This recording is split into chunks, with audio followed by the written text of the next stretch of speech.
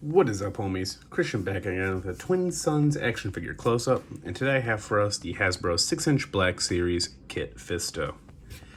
So right off of the box, get it? You guys can see that this is a slightly older figure. We have the original box design. Well, not the original, but the red box design. Blast from the past with that nice Gregory Titus artwork. Kit Fisto. You can see he just comes with a lightsaber in the box. He was number 112 in this series.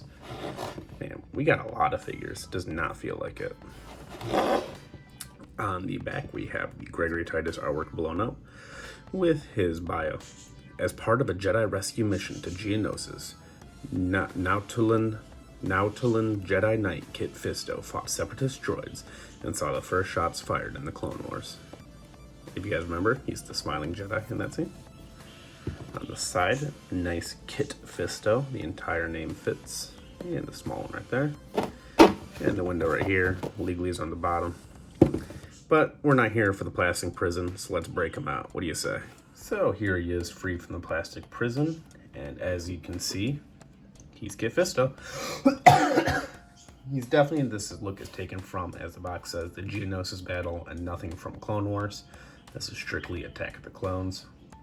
Right off the bat, it looks like they're reusing the Episode 1 Obi-Wan body, just repainted, which I think is a great body for Kit Fisto. He was never too bulky of a character, always a little slimmed down, not as, buff and big as, like, say, Mace Windu or, I guess in Hasbro's eyes, Plo Koon, but I never saw him to be like that either. But right off the bat, this head sculpt is great. I do notice, maybe it's just me, this eye seems a little bit bigger than that eye, just based off of the side profiles. As you can see there, looks a little bit bigger. And am I the only one who always thought Kit Fisto kind of looks a little creepy? There's something about the large black eyes, especially at the side, the way this nose is so slim, it doesn't protrude at all. It's just something a little unsettling about his appearance. But in Attack of the Clones, he gives that smile, and all that unsettledness goes right away. Which brings me to my first point. I wish he was smiling. I'm not gonna lie. I know that more people would get more use out of the figure with the serious, stern Jedi face, but that smile is just so iconic. But the head sculpt and the paint app, either way, looks great. You can see they put a lot of dark spots all around it. It looks really natural the way they did it. It's not just like green. They also have like some brown and almost like a red, maybe maroon that goes throughout it, along with these different shades of green like there. And I think it's actually all the same shade of green. It's just that they add this red wash or dry brush to it. It only makes it pop. One thing that stands out to me though is that these were obviously supposed to be painted brown. Like these, I don't even know what you'd call them. I guess like tentacle ties instead of hair ties, but they went through all the effort to sculpt them in on each one, but they didn't finish the effort by painting them, so kind of is just a weird fleshy protrusion now. Would have been nice to see those painted, but I mean, we could always go back in with your own brown and do it. Head looks just fantastic though, but as you can guess, all that weight just makes him a little hard. Oh, of course, it never wants to play, I guess, bad with me on the camera, but I was having a hard time standing him up earlier with all that weight in the back. And obviously, as you can tell, it's going to mess with the articulation of the neck and head. But as I said earlier, we got that Obi-Wan Kenobi body. So it's that standard Jedi body that we all know and love by now. Hasbro always knocks out of the park with these, with the cloth layers and stuff, and the texturing and the way they make the waviness into the actual cloth itself. Always looks good. The belt, nice. I like how they got the one gold, little ration thing amongst all the silver ones. They actually went as far as to paint the belt buckle, the lightsaber holder. Pouches are just in that standard brown that the rest of the belt is in. He does have painted stuff down here, which is nice, considering you're never really gonna see that. So you can see he has another pouch there. Thing there. I don't really know what that is there. The other pouch there. Store his Jedi rations and maybe his credit card and cell phone. And maybe driver's license. So, Down here, got the standard pants that the Jedi wear. You can see it's reused because we got the knee pins and those double jointed knees that you've heard me rant about enough, so I won't. And that glorious shiny boots. Hasbro really knows how to make these boots shine, and they do a great job with it. I always love it. Looks like he's got some factory fresh boots. He's ready to show them off at the next Jedi Council meeting. Looks great. No paint app on them except for that brown sheen. No like silver in the buckles or anything, but when the boots look this good, I don't even mind. I love the way that they actually sculpt in like some creases here. You can actually see that's where his ankles would be. Really nice attention to detail. I know it's an older body, but still really nice attention to detail there. And again, just that head. It looks straight like Kit Fisto out of the movie. That eeriness, like I was saying. Now, let's go over his articulation, shall we? Like I said, the tentacles, the way they lay in the front and in the back. Head, you gotta hold it here because he wants to turn at the abdomen. You get a little side to side. Now the problem with doing this is that if you leave him in a pose like this, these tentacles will warp over time. So like if you left him on a shelf facing this way, this will warp. So they hinder the movement a bit, but the real hindrance is the fact that if you leave him like that, it's really gonna look bad in any other pose. So I mean, if you're doing some quick shots, some photography, you can pose them around like this, but hinders it for long-term use. What it really hinders too is the up. As you can see, he gets no up whatsoever. He only looks straight ahead of him. His down is decent, but again, if you leave him in a pose like that, it's gonna put the stress right here on the tentacle. It's gonna warp that, and warp it on that side as well. So again, just be cautious of that. You know, I just noticed how far they actually went and put the brown red wash right there on his neck. So I like that detail too.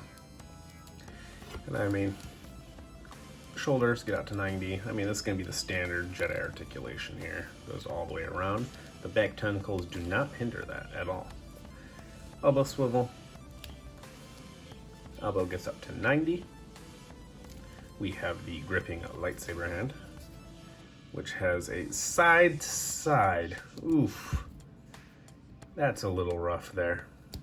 Not a fan of seeing that. See, they put the wash on the hands as well, but no wash or paint on that green right there, and it really makes it stand out.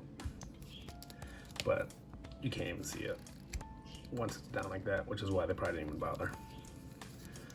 Other arm, exact same. Now this hand, side to side as well, but that's okay because I feel like you'd have the hand like this because it's like a force using hand, you know, force push or Jedi mind trick, you know, can have him waving it side to side like that. This hand, it's probably a weird thing to point out, but I really like the sculpting on this hand. This left hand in particular, you can see the fingernails on here. It just looks very natural, the pose that's in. Sometimes they look a little too rigid. I mean, like this, if you don't have a lightsaber on this hand, it looks kind of awkward, but this hand, I don't know, there's just something very natural about it.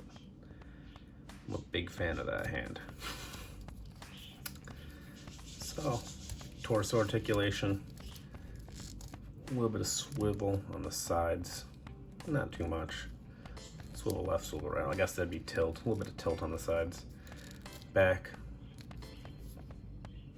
a little bit of back. So that'd be like straight, so it gets a little back. Get this hand out of the way for you guys. As far as forward, he gets more forward than I would have thought. I don't remember Obi-Wan getting this far forward, so you can look down pretty well. You know, if you just had him slay like a battle droid and he's looking down on it or something, you can look down very well. Just again, not really up between the neck and the lack of back. As far as hips go, We get out to about 45. Not too bad, but he's not going to be getting any high Jedi kicks that way. He can get them ahead of him though. So we go up to 90. And back. Doesn't really get much back at all. His back, I think it's called the Y articulation, the Y joints. Because his back just wants to go out to the side like that.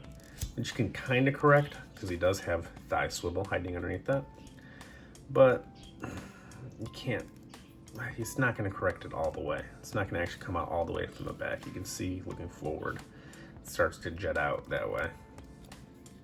Which is a little bit of a shame, but it's not too bad. You're never going to have it back like that. You're going to have it forward, kicking the battle droid in the face. For knees, we got these classic double jointed knees. It'd be nice to see Hasbro just overall update the Jedi body with the new single knees. Maybe those really long elbow cuts like they do on that new Luke, Target exclusive Luke. So it'd be able to get a little higher, but oh well.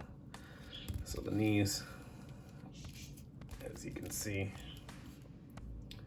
ding.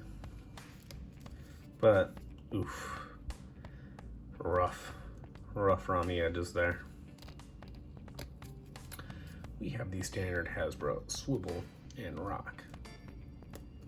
Always looks good. Always articulates well.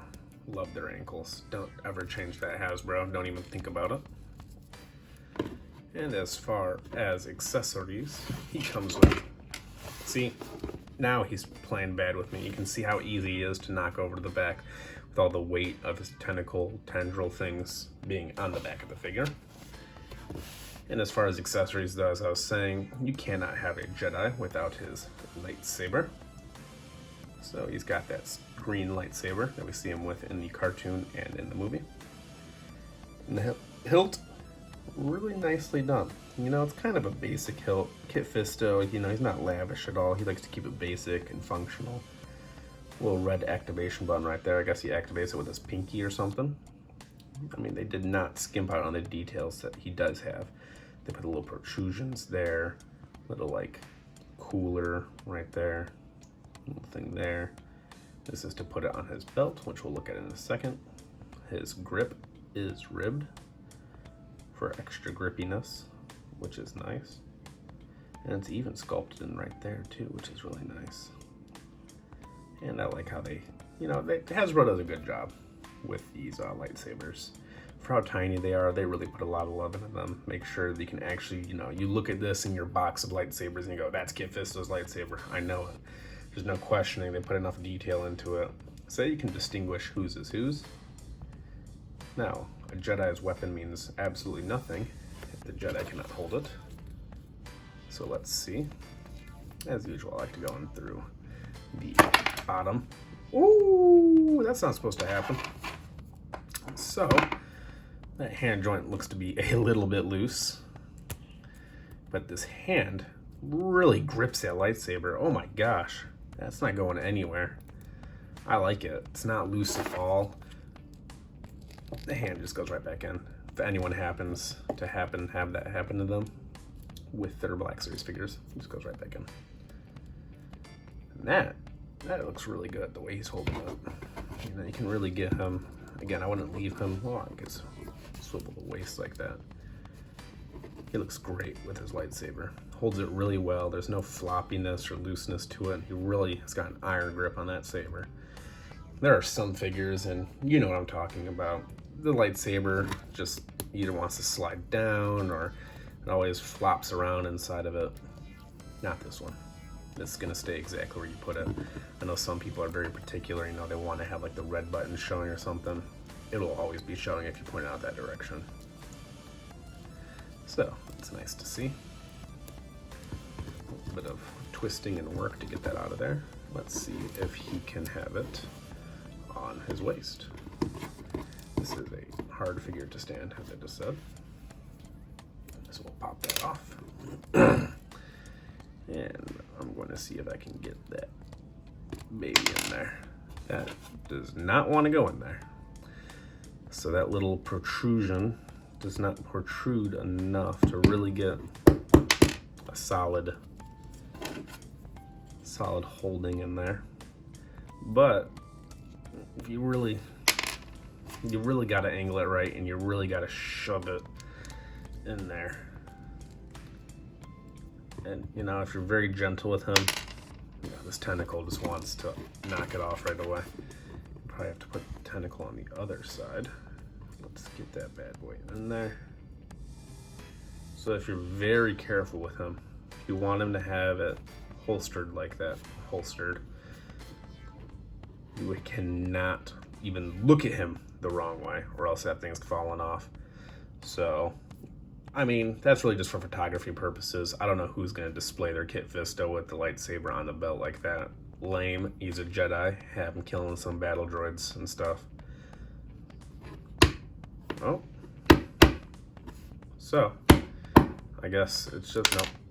I barely touched it, and it came out again. So, he's not going to have it like that, though. Anyway, not too big of a deal. Overall, though, I gotta say, this is just going to be an issue with my figure. Yours will not be like this. Like I said before with the Plo Koon and stuff, I'm really happy to see these Geonosis Jedi and all these Clone Wars Jedi and stuff getting figures made in Black Series. Really like to see Barriss Offee being made. Really like that. Obviously, we need a Luminara to go along with her. And, you know, just keep them coming. All these prequel era Jedi, I mean, we eat that up. Awesome Jedi like that. So if you're a fan of the prequels, definitely recommend this figure. If Kit Fisto is your favorite Jedi, like it is my mother's, get him, obviously. If you're not a prequel guy and not a prequel Jedi Army guy, obviously you can pass on him, but I don't know what's wrong with you if you do. But yeah, so I mean, I'd recommend getting him. A lot of reuse here. It's all reused body, just new hands and a new head. But what we do get, Hasbro put a lot of care into, especially this hand. I don't know what it is with this hand. It just looks great. Would like to see a smiling head, but maybe if we're lucky, we'll get another figure. Maybe re-release sometime, an archive edition or something with a smiling face. I'd like to see that. Let me know what prequel Jedi you guys have, and you know what? Let me know who your favorite prequel era Jedi is. There were so many of them between Clone Wars and Attack of the Clones and the old EU and stuff. Let me know what's your favorite. Quinless Boss, Kit Fisto, Plo Koon? Let me know in the comments down below. If you have any of those figures, make sure you post some photos of them on Instagram and tag us, Twin Sons Outpost. Till next time, may the Force be with you.